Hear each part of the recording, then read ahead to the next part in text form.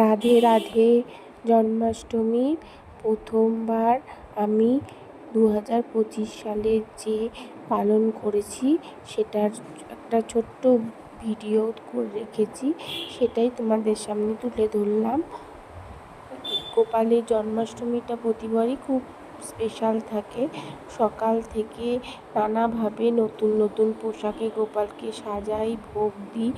সকালের ভোগ একরকম, দুপুরবেলা স্নান করিয়ে অভিষেকের পর তারা সুন্দর মতন মনের মতন করে সাজিয়ে গোপালকে, তারপরে আমরা গোপালকে অন্নভোগ দিই। দুপুরবেলার যে খাবার নিজে হাতে রান্না করি।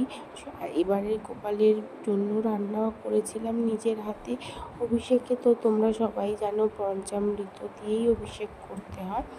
অভিষেকটা কমপ্লিট হওয়ার পরে গঙ্গা জল দিয়ে এবং প্লেন জল দিয়ে পরিষ্কার করে ধুয়ে গোপালকে নতুন পোশাক পরাই।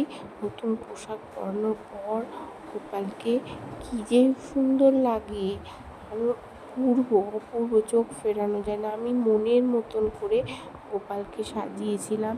এবার সন্ধেবেলা একরকম সাজ থাকে, দুপুরবেলার খাবার একরকম থাকে, এই রাতের খাবার একরকম থাকে।